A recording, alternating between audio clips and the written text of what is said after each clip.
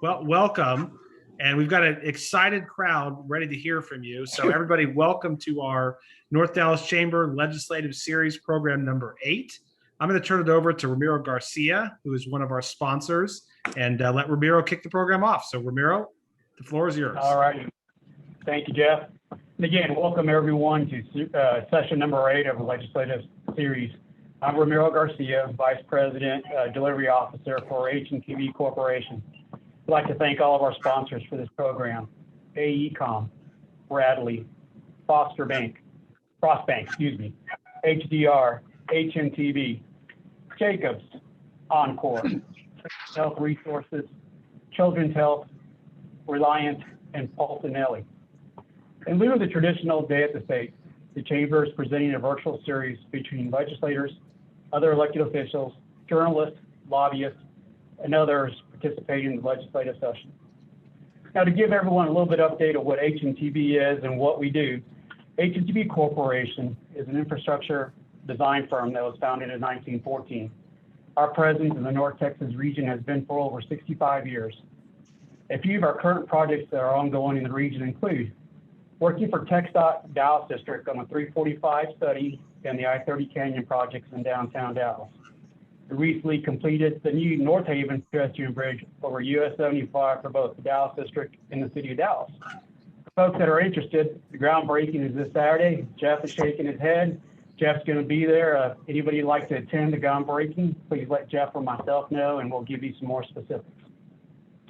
Next, we are also supporting DART on the new D2 transit study line in downtown Dallas. We are supporting DFW Airport as our facilities program manager. We're performing the feasibility study for the new high-speed transportation corridor between Dallas and Fort Worth for the North Central Texas Council of Governments. We're performing the construction engineering inspection on the new runway at Dallas Love Field. And last, we're supporting NTTA as a program manager. Next, I'd like to introduce our speaker, Mark Rodriguez. Mr. Rodriguez has gone from being a busboy to an Ivy League graduate to a municipal employee to a successful entrepreneur. Citing perseverance, effective communication, and execution as hallmarks of any successful executive, Mr. Rodriguez continually demonstrates these traits in every aspect of his life.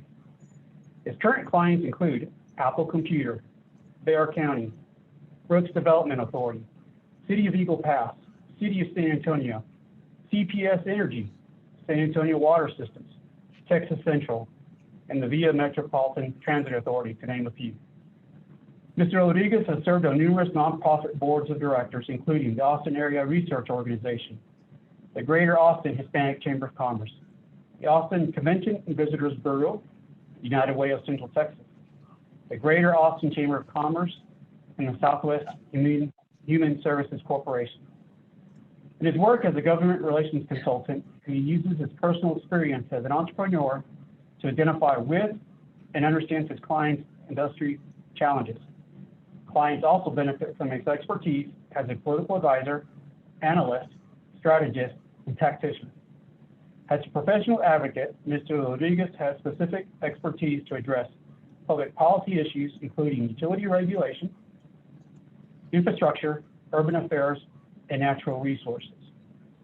Mr. Rodriguez holds a BA in Urban Affairs and Sociology from the University of Pennsylvania, and a Master's of Public Affairs from the LBJ School of Public Affairs at the University of Texas.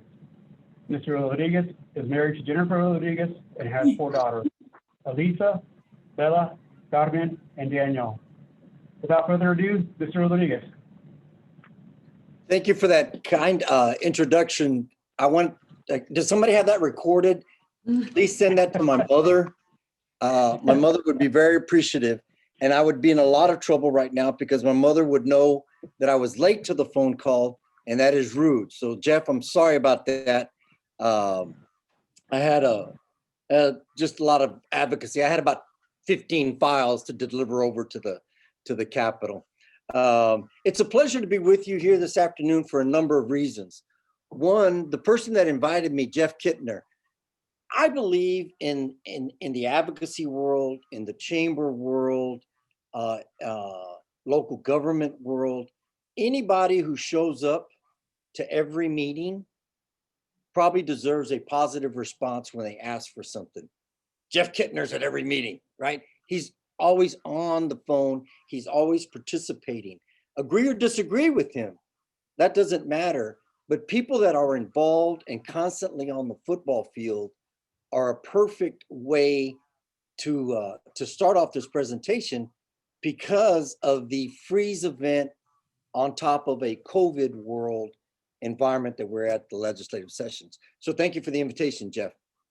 And Ramiro, 4 daughters, thank you for reminding me. I am now back to being nervous and stressed. So what I like to say is, imagine the worst possible drama at the Texas legislature.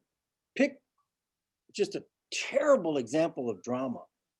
I know it cannot outdo the drama in my house. So I'm well trained to continue this effort. I wanted to share a couple of comments, update y'all on legislative session, give you some life lessons and advice this morning, and then open it up to questions, because there's some good people on this phone, on this call. There's some friends, so I'm a little nervous on what I'm saying here. I'll try not to do any career-ending comments, but no guarantee on that. Imagine a Texas that had a legislative session that met every other year, that had advocates at many different levels, that got to spend the interim period advocating for those issues, to then advocate at the normal month of January through June 1 with normal timeframes, development of bills, support and opposition through the legislative process.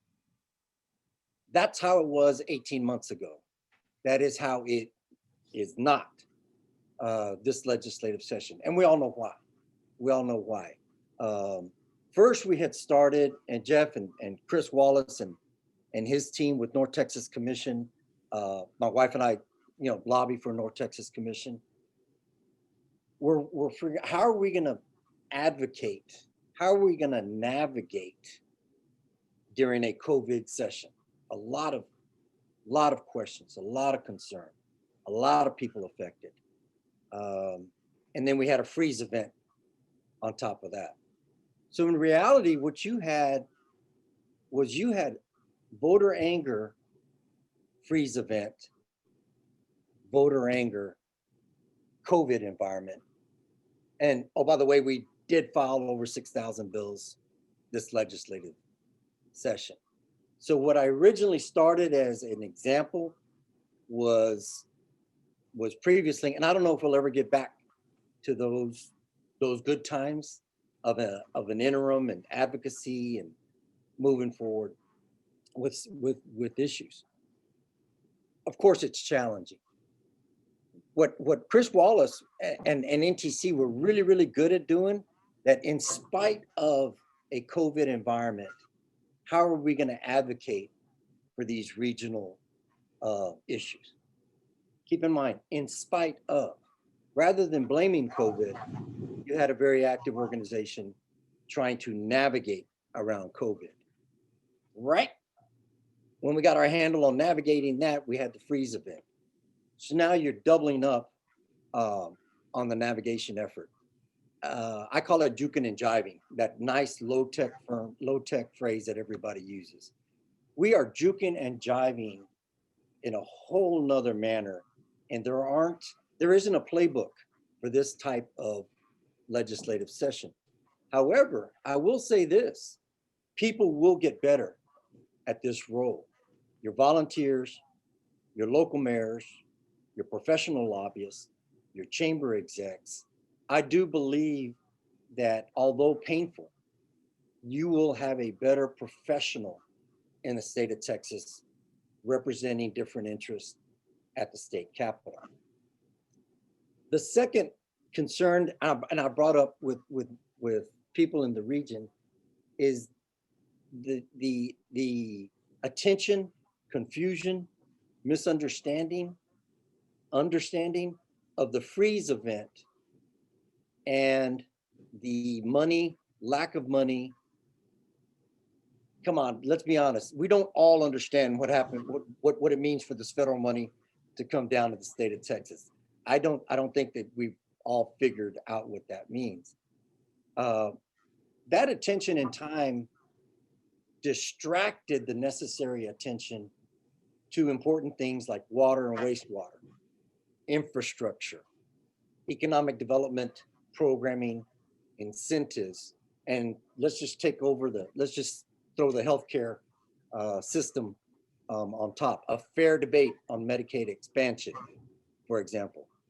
You still had some of those issues move forward, but it was risky because there was just so much attention to these other issues that were out of our control.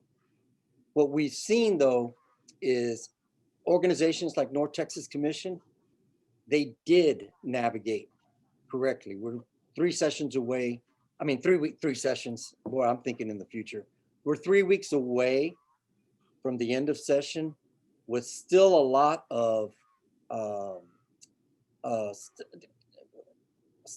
unknowns, such as, are we going to get to an electric reform environment, electric pricing reform environment, or will that issue possibly go to a special session?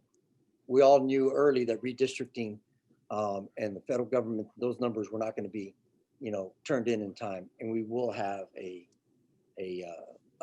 I would say late fall special session on redistricting.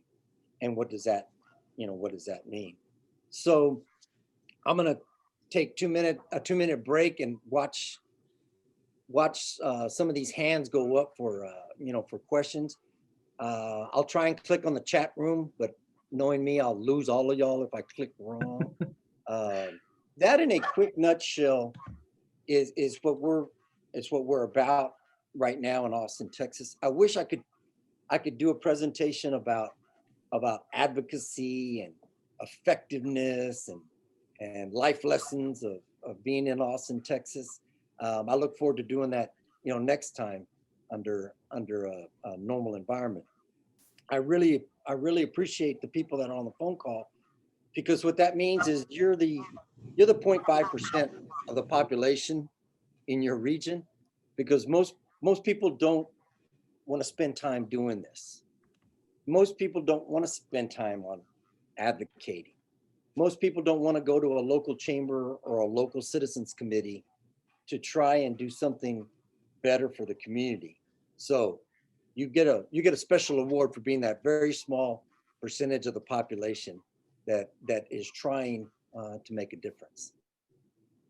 Jeff, I'll stop real quick for. No, you're great, Mark. That's terrific. Thank you. And don't worry about having to monitor the chat, because I'll do that for you. So I've got a few questions that generally what we'll do is I'll ask some questions of the speaker, and then we open it up to audience questions, and we'll call on the people to ask their own questions. So all you have to do is respond. You don't have to worry about monitoring the chat. But let me start by asking you for some perspective on this session. It's been an unusual session for a lot of reasons, with COVID-19 restrictions and less in-person lobbying, at least from groups like ours, who, we normally would have a day at the state, but we didn't do that this year. But tell us how things are different this year, for somebody who is going to the Capitol in person, and give us a sense of what's happening that is different than in previous years. I'll pick on people that say low-hanging fruit.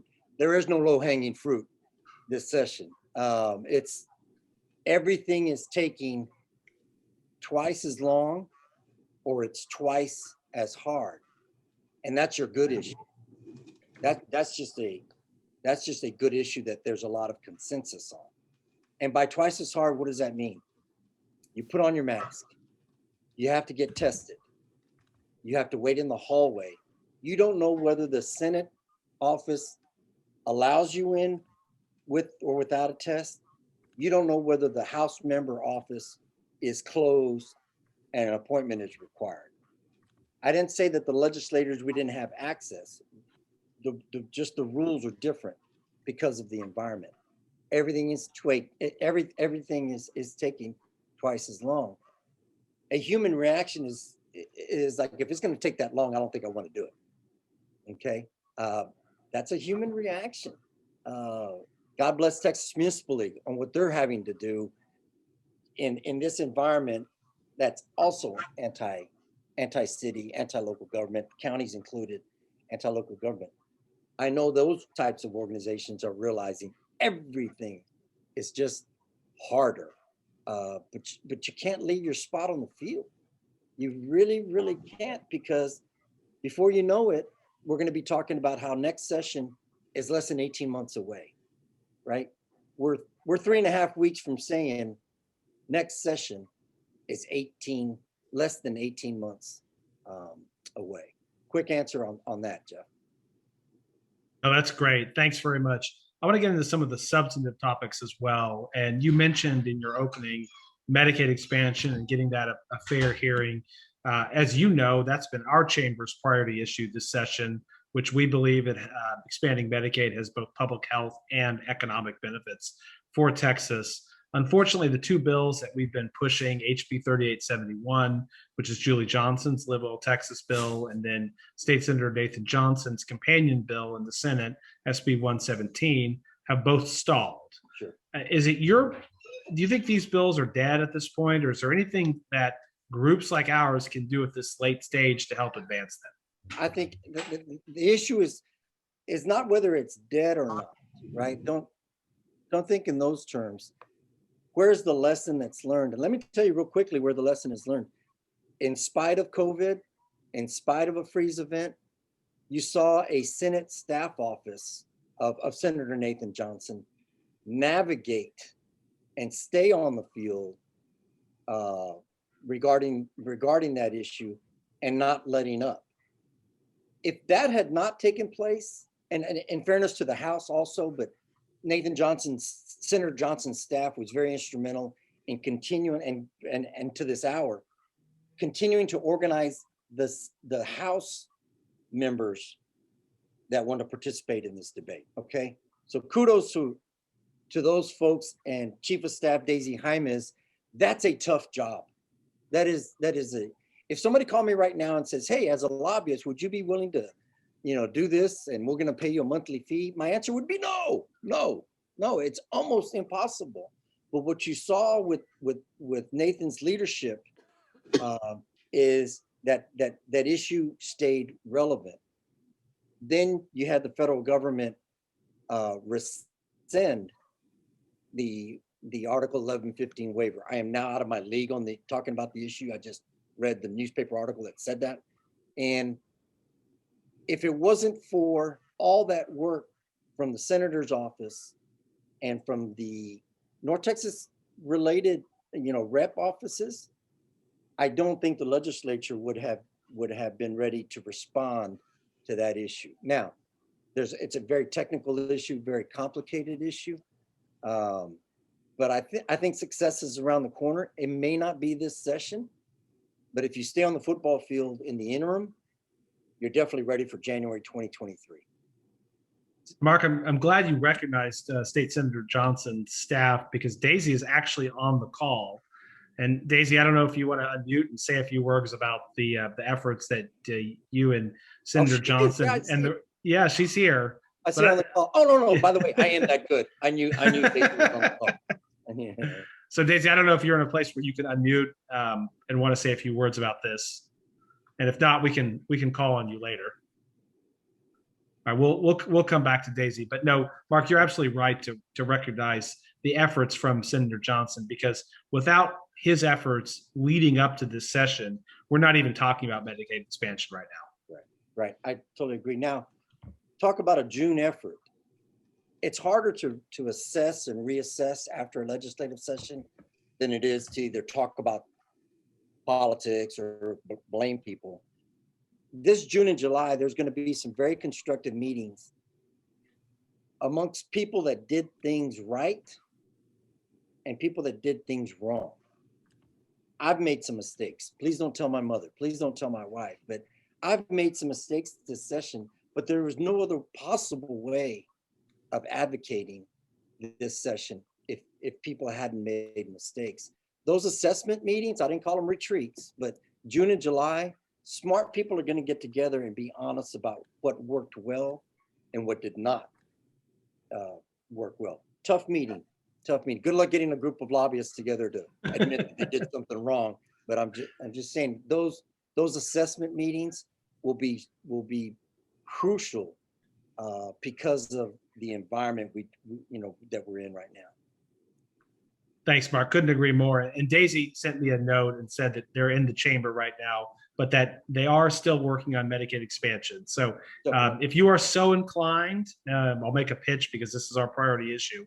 Anybody here, please reach out to your legislators, particularly anybody on the Health and Human Services Committee, and encourage them to set this for a committee hearing, and let's move this ahead. And thanks in particular to Mark and Chris Wallace and Charlene and Patrick with the North Texas Commission team for partnering us on this particular issue.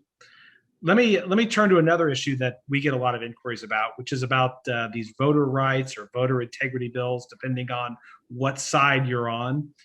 Those have been at the forefront of this session as well too. What do you think is going to happen with these bills? I believe, let me answer politically first. I believe that there are politicians that have to pay attention to that sector of their party, whether you call it the far right or not. There is a population out there that believes there is election fraud. Okay, not going to debate that, but the politicians have to react to that sector of their party. I believe it's a very vocal minority. This is in my opinion. However, I understand the attention to the issue, and it comes down. It comes rolling down from a presidential debate, right? That being said, if under present law, if there's election fraud, you report it and you go to the DA's office, right? That's election integrity is controversial in that. Are you saying that there isn't integrity at the present time? I believe there's integrity at the present time. Of course, again, here we're going with the career-ending kind of comments on a Monday afternoon. If there's fraud, there's fraud. You can't over legislate for something. However, in the discussion, are there problems with the election system and with election integrity? That is the purpose of the legislature, to explore those issues and make recommendations regarding law, regarding those issues.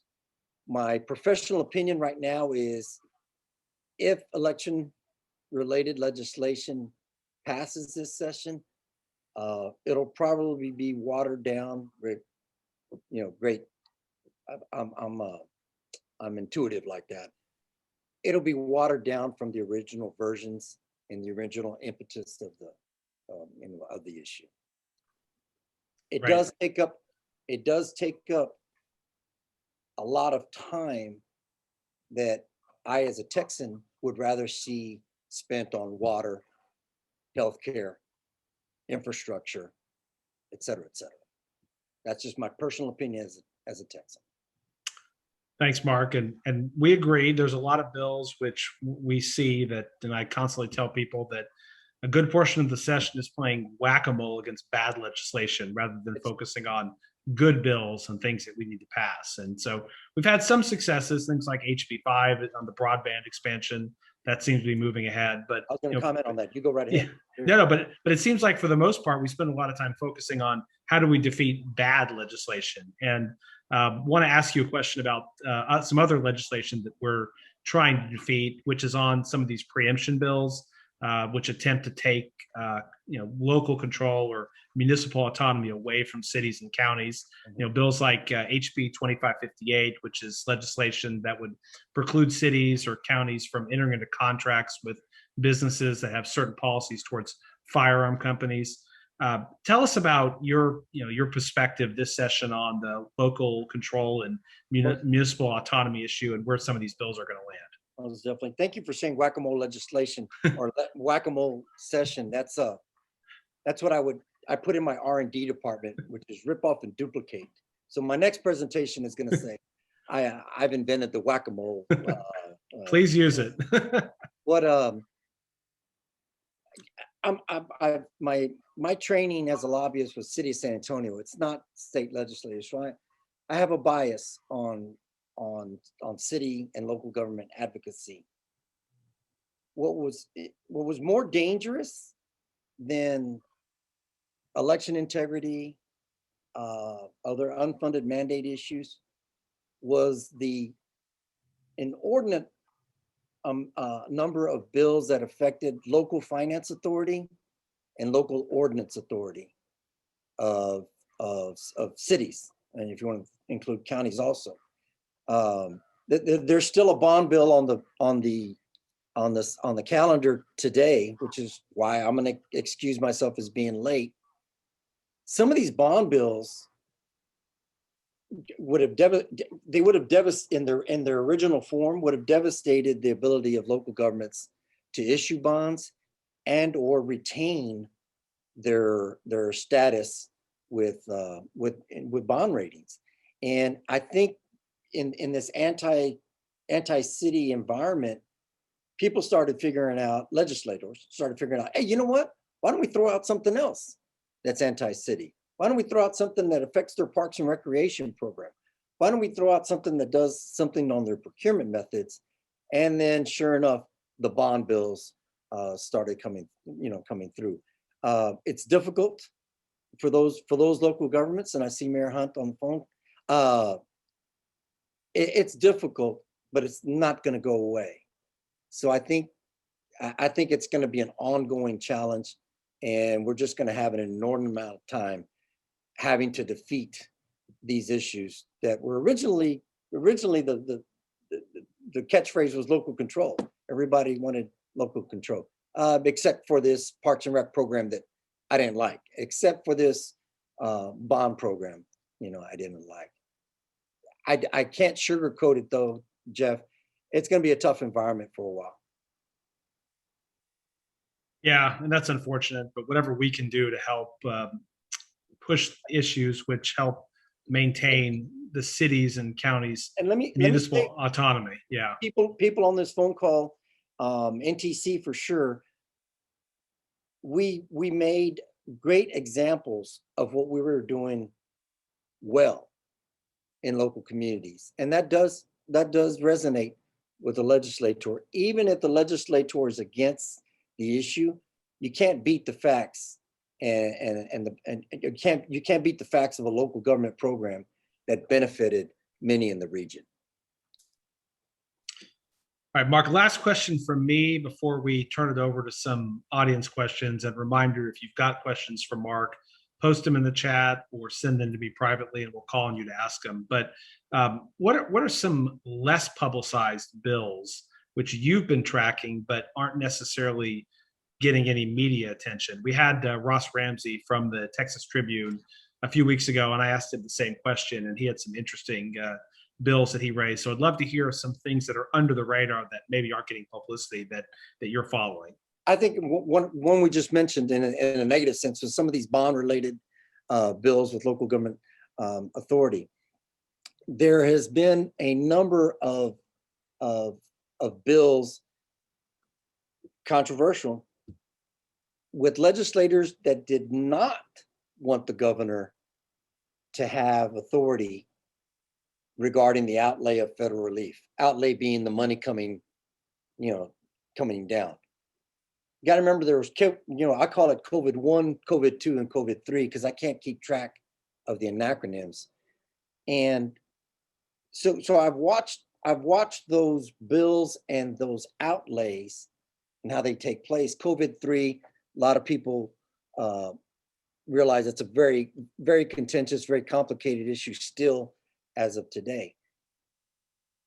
What those represent though is perfect training ground for cities, private companies, grant recipients to get ready for a potential $2 trillion infrastructure bill a potential other $2 trillion. Media calls it 4 trillion. Whether it's 1 trillion or 4 trillion, it's new money coming to Texas. So if you've been on the ground training with COVID 1, 2, and 3, you're going to be very well prepared for infrastructure money coming down to Texas. And the people that win are the people that act as a region. Believe, I can be selfish with one city. I can be selfish with one county. However, what y'all have got going up there in the region, you will find out it's the best thing that ever happened when this infrastructure money starts coming down from Washington, D.C. Almost out of my league now talking, Jeff, about the $2 trillion coming down. The third part of it is in the healthcare arena. If you believe Health and Human Services is a $91 billion sector of the Texas economy, I mean, that's billion. That's Oprah money. I mean, this is serious money and serious economic impact. I believe this session has caused a lack of attention to many of the health related issues that needed to be discussed this year. Everything from vaccines to funding for rural hospitals to grant programs. That's kind of an unfortunate occurrence, and hopefully we can as communities we can get back on the bandwagon for some of those local health programs. Great. Thank you, Mark, very much. Our first question is from Liz Morse with RISD. Liz, do you want to unmute and ask your question? Hold on. Okay, there, now I'm pushed all the right buttons.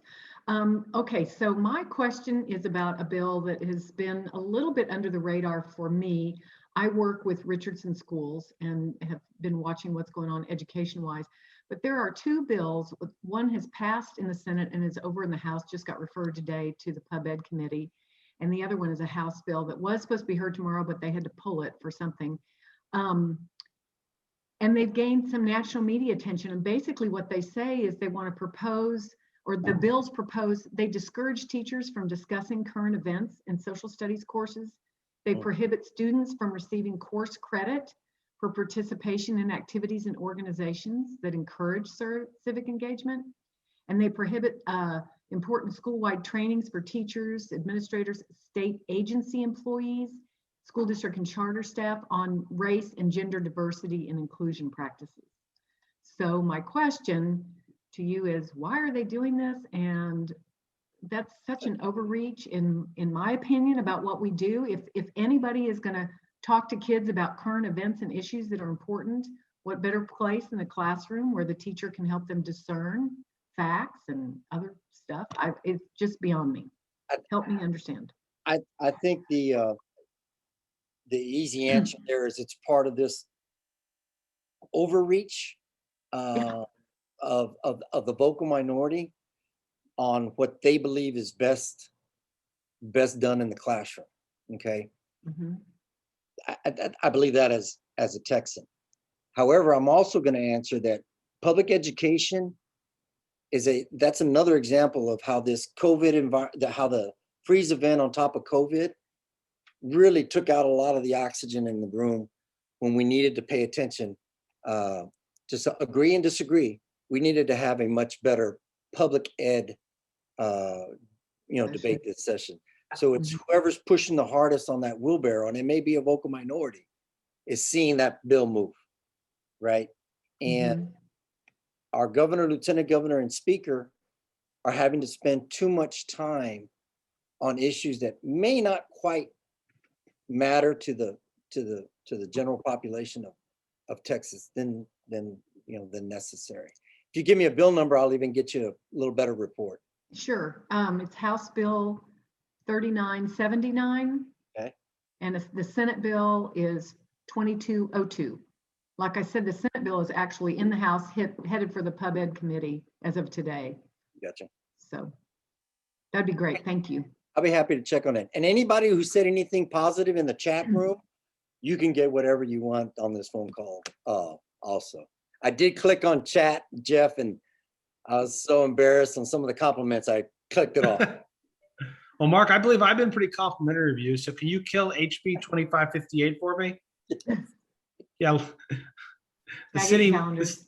the city of Dallas, well, actually it's SB 19 that's advancing, which is another one of these, I mean, that's a different issue, Liz. It's another one of these, Got it down, mu- Jeff. municipal You already knew I had it down. I knew you had it already. All right, yeah, no, I know you're on that one. We've got another question from Clifton Miller. Clifton, do you want to unmute and ask your question?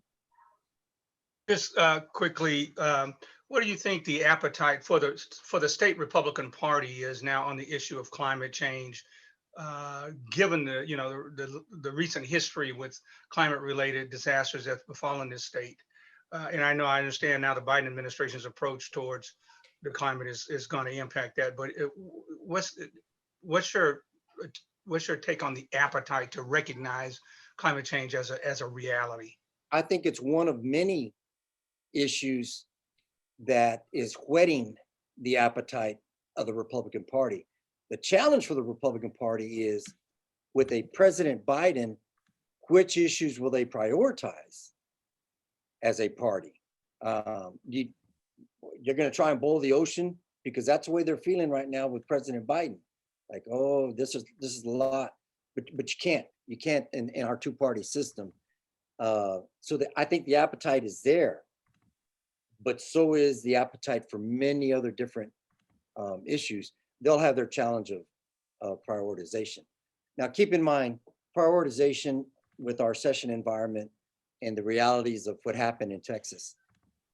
It's harder to it's harder to prioritize than it is to non-prioritize. One thing we found out this session, one-pagers used to be difficult to write. You know what's even more difficult than a one-pager? A half-pager. And a half-page may be all you're gonna get out of the attention span of a staffer at the Capitol, much less the elected official that has to vote. The good part of that is, if you've got a half-pager that's effective and that the elected official and the staff can trust in, you're golden. The opposition may be just as good at that half-pager. And I say that, and I said that at the beginning, as Jeff knows, at the beginning of the session, but I can tell you right now, I am a true believer of half-pagers from here on out, related to advocacy at the Texas legislature. I admit it, it's harder to write a half-pager than it is writing a one-pager.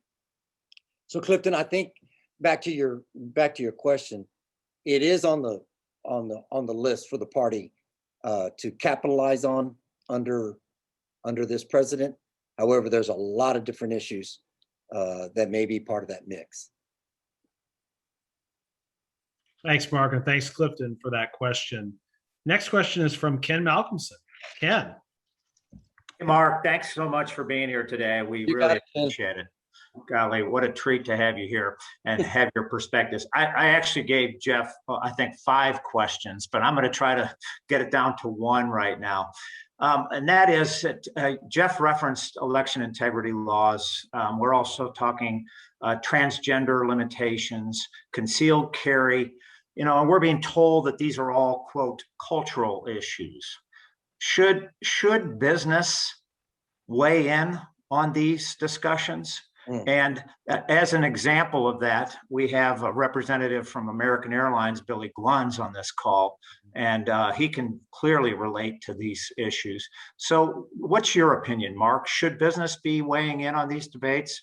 Yes, business should be weighing in on these debates, agree or disagree. And election integrity is a great example. Many companies believe that is the wrong approach as far as a state law. The political reality is we have to be careful down here when we represent business, and state leadership gives and takes and horse trades with that issue. What's interesting is that is not an excuse this session on that issue. They've go ahead and, roll it on out as opposition. And you saw when one key company did it, that turned into 3, that turned into 9, 9 turns into 81. You see the exponential. If you're effective, you have exponential effect in advocacy. Agree or disagree with election integrity, it is relevant for the business community to weigh in on that. 2 sessions ago, again, last session, you saw the business community of Texas, the tourism business community of Texas, hospitality industry significantly weigh in on controversial issues of the last 2 sessions. Those businesses are still in business. They're still here. American Airlines is still flying planes. And so part of that is my low-tech phrase of staying on the football field. Yes, it does matter for you to stay involved, and it does matter for you staying on the field. Because we're less than 18 and a half months away from next legislative session. Mark, you referenced that we're 18 months away from the next session, but we're probably going to have a special session. Mhm. Talk about, and I know we're probably going to have a special session on redistricting, but do you anticipate other special sessions or other issues coming up in the special session besides redistricting? I tell you what, 3 weeks ago, I had an opinion that we'd have a special session on electricity this summer, because I don't believe there was the bandwidth for electricity reform and or electricity pricing reform, 2 different issues, right? And the risk of hot days in August, and we're right back to brownout, blackout experiences. My opinion has changed. I think that issue could well be part of the redistricting special session. Now, all that could change in the next 24 hours, but right now, that's my opinion on that. What people didn't realize with the electric event is, talk about technical. I mean, really, do we understand how ERCOT works with markets? But a lot of people had to really get better at their attention to that information and their advocacy within that sector. So that I just think you just can't get it done in the compressed environment of the legislative session. 17 years ago, California had a repricing bill passed. Just last month, they finished their last lawsuit regarding that action of 17 years ago. That's how broad that issue is. I don't believe there's other issues that will percolate up worthy of a special session. Now I sound like a governor, but I just don't see those issues percolating up. Although there may be some, and there may be some worthy of a special session. There was speculation last week that there would be a special session in the summer on the budget. I think the budget's going to get worked out. I think federal relief is answering a lot of or addressing a lot of issues that would normally have taken more time in a normal deliberate session on the budget. Thanks, Mark.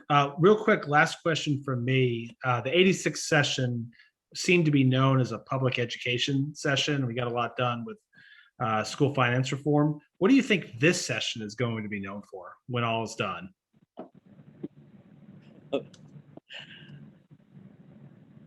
If anything. I'd have to, golly, I have 10 different answers there, and 9 of them get me in trouble. I'd have to say the resiliency of the Texas economy.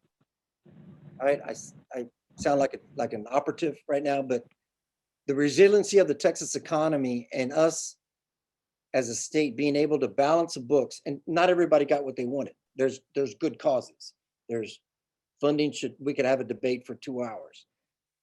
But in spite of the freeze event and in spite of COVID, the economy got us through. It wasn't as bad a picture. The comptroller just had a revised estimate an hour ago regarding the issue. I think a lot has to be, some of that credit is federal relief coming down and answering a few questions. I will say the following though, I'm biased, but the response, the community response of local government and businesses to COVID testing and COVID vaccination was historical. It was historical, and everybody that pitched in deserves a lot of credit, because you had an anti-city legislative environment, but the champs for vaccine testing and for testing and vaccination were in fact the same local folks that you're trying to penalize. I think some legislators have to work through that, in the summer, post session. But a quick, safe, diplomatic answer, Jeff, is Texas economy and getting through the budget season, and we're still going to create jobs in June. Thanks, Mark. Charlene or Chris or Patrick, anything you'd want to add from the North Texas Commission perspective? Figure I'd let you guys have a word on this, since y'all are the ones that helped arrange this with Mark. Well, Jeff, let me just say, this is Chris Wallace. Let me say thank you. And Mark, thank you for your great work on behalf of the North Texas region, you and Jennifer both, and your entire team at your office.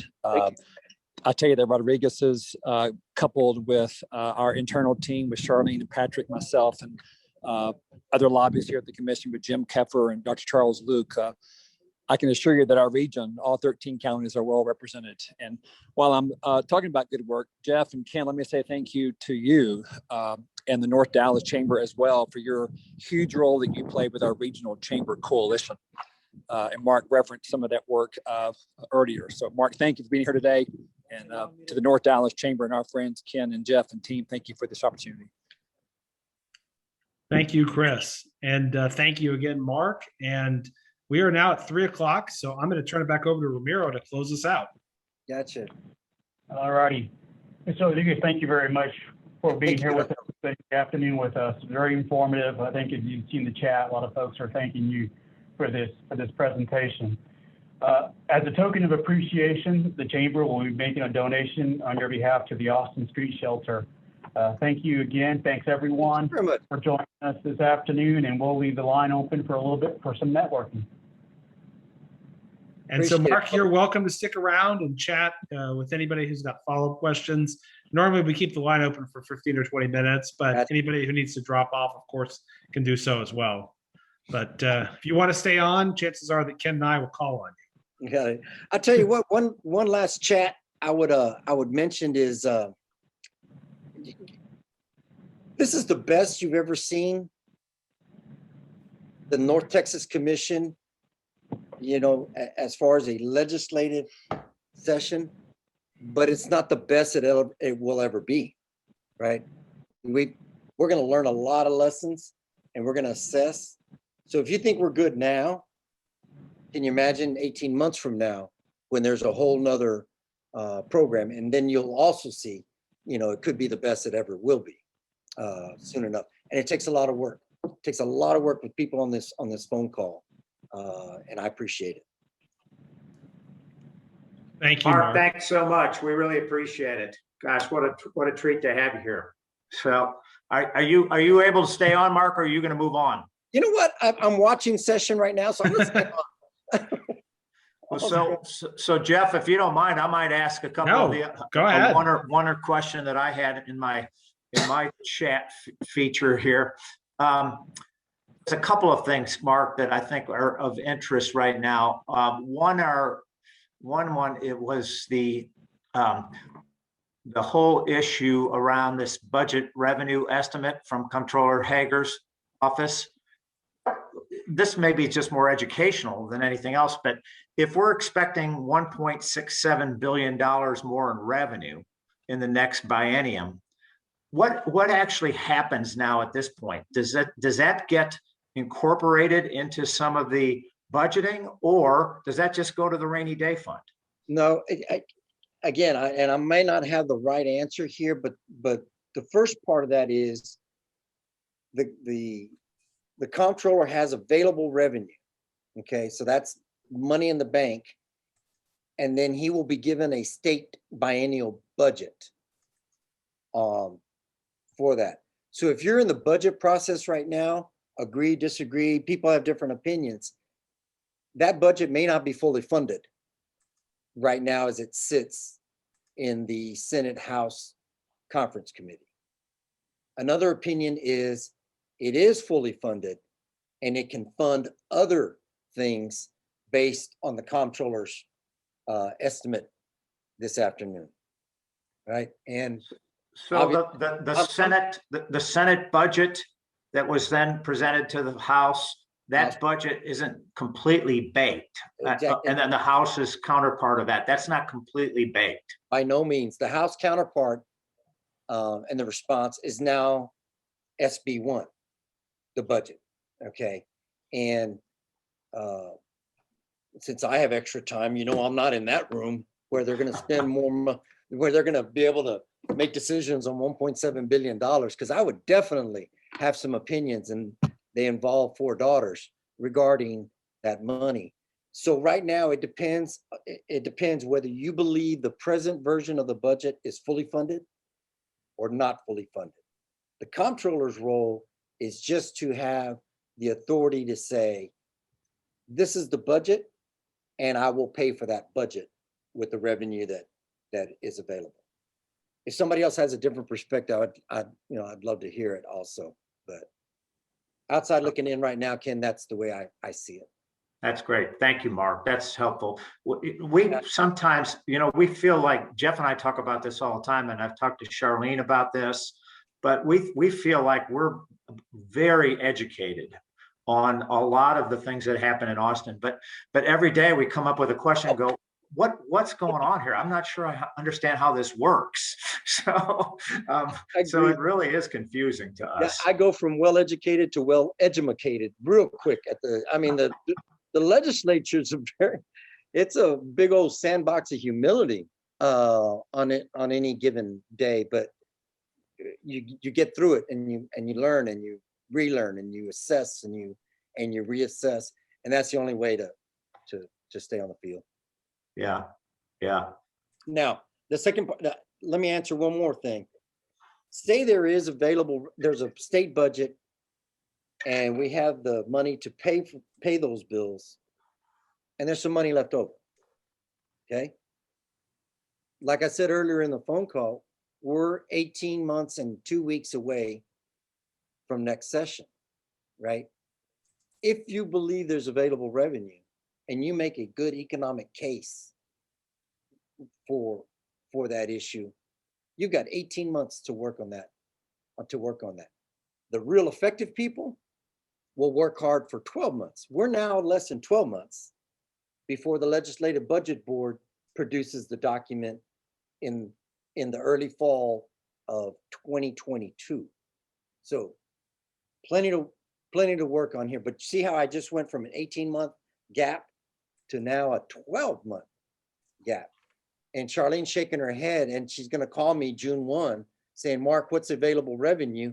And I have some ideas on it, but that's okay. I'm going to stick to my guns. Yeah, and Mark, I'm not going to ask you that question on June 1, but what I do know, because you and I have talked about this, and we've talked about it as a team, and we've certainly talked with Ken and Jeff about this, the day that the session ends is not the last day we're going to talk about Medicaid expansion and the other critical issues. We are engaged in this fight. We knew at the beginning of the session it was a long game. What I think we all continue to be impressed is how far we came during this session. And again, with the leadership of Senator Johnson and Representative Julie Johnson, we made great strides, but we will not let up on the accelerator. So that's something that I feel great about. Again, the team that Mark referenced, the North Texas Commission team is a tight team. We have bonded and work extremely well together. One of the reasons why we've been so effective is because of the collaborating partnerships we have with leaders like Ken and Jeff. And so I want to stress to everyone on the call, North Dallas Chamber is a huge part of the unified regional advocacy effort. And we are extremely grateful to the work that is being done. And that's thank kind of- you, Mark. That's hard work. That's hard work. It's kind of getting my family from San Antonio together for a celebration. That's real hard work to keep it, to keep it going for a successful event. And what again, post session, Charlene, Jeff, we'll get better at our half-hour phone calls. We'll get better at agenda setting for the 1 hour phone calls. We don't realize it right now, but post session, we're all going to be better at it. And it's also a great time where good professionals, they didn't take things as personal as normal. Okay. There just wasn't time for a meeting on your feelings, so what do you usually we used to have to be diplomatic and we'd navigate, knowing feelings. There's no time for meetings on feelings these days. What that means is you're going to get real good at your advocacy on your normal advocacy rollout. Yeah. Hey, Mark, another thought is obviously the Abbott administration and the Biden administration are at significant odds on a whole myriad of topics. What impact is that going to have on us long term? We think about the 1115 waiver issue a lot, but taking that off the table, there's still a lot of angst there that's occurring there. So what impact are we going to see from that strain? I think I'm going to use a similar answer to what I just said. Governor Abbott's office will either get better or will have to quickly get better on what that federal outlay means on everything. Trains, wheels, automobiles, vaccines, health, whatever it is, they're gonna have to get better at receipt or non-receipt of those funds and explaining the receipt or non-receipt of those funds. It sounds like a diplomatic answer, but you're gonna have to get better at that. When you're dealing with the federal government. Now, the other part of that is how much and how far do you play politics? And you know what? That rests with President Biden in his office, and that rests with Governor Abbott in his office. And only those two gentlemen can make those decisions. How far are you going to play politics before the electorate, Democrat, Independent, and or Republican, start figuring out what's happening here? And you got to remember, the voter just has to figure it out before the next election. That the voter doesn't have to understand it for a decade. The voter just has to figure it out enough to make his or her decision on the next election. That's compressed. That's real compressed. For sure. Yeah. So, Jeff, who are you going to call on next? Well, I think we need to hear from Julie with UT Dallas, because Julie's here and would love to hear what's going on with the campus and back to school. And for those that don't know, we host an education forum, which we're having at UT Dallas's campus on, I think, October 20th. And so we're very grateful for that partnership. Jeff was just calling the governor's office. It's been nice knowing all of y'all. I appreciate it. Now, I'd love a question from UT Dallas, my brother's alma mater. Oh, is it? Mhm. Yeah, well, to answer Jeff's question, we are fully planning a return to campus for the fall. Oh, really? Summer's still a lot of mostly online and asynchronous classes. For those of you who don't know it, we are hosting a vaccine site with UT Southwestern on our campus this summer, or these last few months. And we've had really good response to that. I've volunteered up there a few times and it's been very well run and very smooth. No big long lines. They have it dialed in. That's great. That is great. Will you have mandatory presence on campus in the fall, or will you still be optional? So I think some of the classes are going to be offered optional, but the ones that are supposed to be in person, they're fully expecting that the students are going to attend in person. They're not going to offer like the asynchronous option. This is totally selfish question of my two daughters that'll be going to college. Is there a norm yet on how higher ed will be behaving in the fall regarding that, or will there be a lot of different methods going on around higher education institutions? I don't know the answer to that as far as other institutions and what they're going to be looking at. I could find out for you. I don't know. Mark. Yeah, Mark. I'm real engaged at my alma mater, Southern Methodist University, and our intention is to go back fully in person. There may be some classes that will be taught from a virtual, virtual was not just an option, but might be exclusive. But that's just the way it was prior to the pandemic anyway. But it'd be interesting to hear from John Grabarczyk, who's with the University of Phoenix, and from Debbie Richards, who's with Dallas College. John, talk to us about what's going to happen in your situation. Yeah, thanks, Ken. Yeah, we're being real careful. We're not even going to open our campuses until September, keeping an eye on the vaccines. I'm curious, we haven't made a determination yet as to whether the vaccines are going to be required or not. I was going to ask that. And I don't know if like Debbie with Dallas Colleges or even UTD, what their perspective is on requiring vaccinations. I've heard some institutions around the country on the news have said it's going to be mandatory. If you don't have a vaccination, you can't come to the campus. But I haven't seen that, John. I haven't seen anything saying that for Dallas College. It may be in the works, but they haven't published it yet. One of the things I forgot to announce is that we are going to do a in-person graduation for 2021. And it's going to be over a 3-day period at the Curtis Colwell Center, and students sign up. And it'll be for Dallas College. It'll be a huge graduation, but there's 7 different times they can sign up for. And it's going to be limited space, first come, first serve. You turn in when you'd like to come.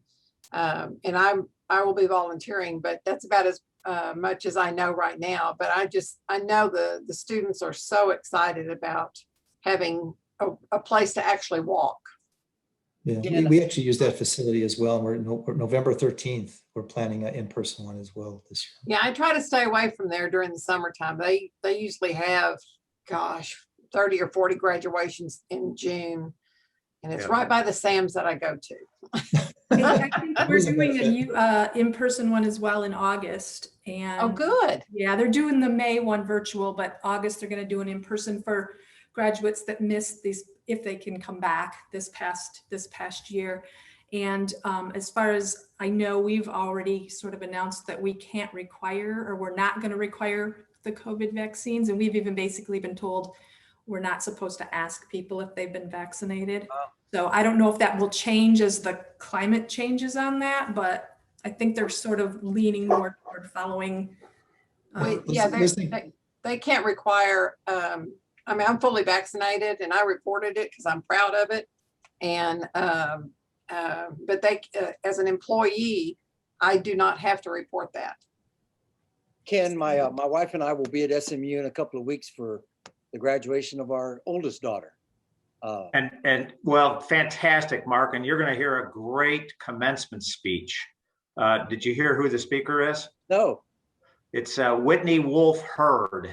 And I don't know if you know who she is, but she's a 31-year-old wonderkin that she founded. Originally, she founded, I can't remember the original one, but most recently she founded Bumble, and the social media site for dating.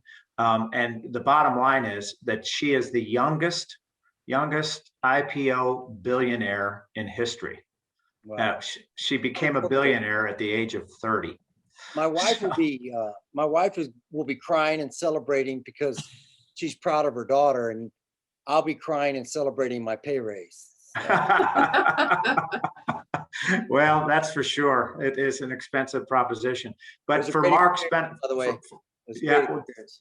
so Julie and Debbie and John, SMU's actually done all of their graduations in person.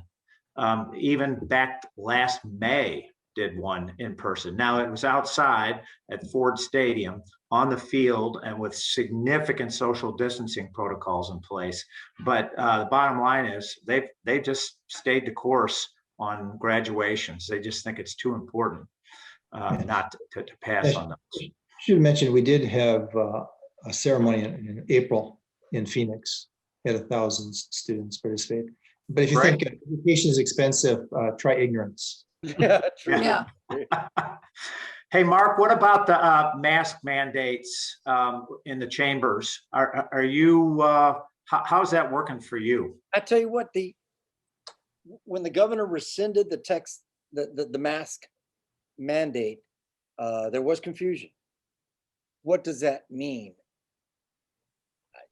There were so many different answers. I answered it as a citizen, saying if I choose not to wear my mask, I cannot be ticketed. Therefore, I can't be arrested. Okay, so that's why I got real comfortable in that. However, I wear my mask because there's too many people in my house and I'm in contact with too many people. So I take a personal choice on wearing the mask. Now at the Capitol, you are encouraged to wear a mask upon entering the Capitol. However, a House or a Senate office can require you to wear a mask before going in. Now it gets a little bit more complicated. Some committee hearings do not have a sign posted, mask required. Other committee hearings say mask required in the committee room, mask required in the overflow room. So earlier in the program, I talked about how everything is just taking twice as long. That's part of the issue. What do I have to do to go represent my higher ed institution on this issue regarding this bill? You've got 2 or 3 questions even before you get there. Whereas normally you would have just walked right into a Senate office, walked right into a House office, or walked right into a committee hearing, and you were ready to advocate. And remind me, is there a requirement that a vote, you have to be present for a vote now, or do they still have the ability to do that virtually? No, depending on the committee, House and Senate, they've been more that there's a lot more flexibility on voting remotely if you're a legislator. There's also flexibility on if you're a citizen that wants to testify at a hearing. I'm not quite sure. I think you have to allow for that remote testimony. Okay. Good discussion on what will that mean for 18 months from now? Will we have will we go back to the way it was before, or will there be new protocols on that activity? Don't have the answers, right now. Great discussion. Yeah. Jeff, what else is on the agenda? I think that's it. We've really enjoyed hearing Mark Rodriguez Unplugged. It's been terrific, and I know Mark has been quite the advocate for us this session on a variety of issues, and we are very thankful to have you supporting all of our efforts and appreciate you dealing with so many different requests that we've had on many different pieces of legislation.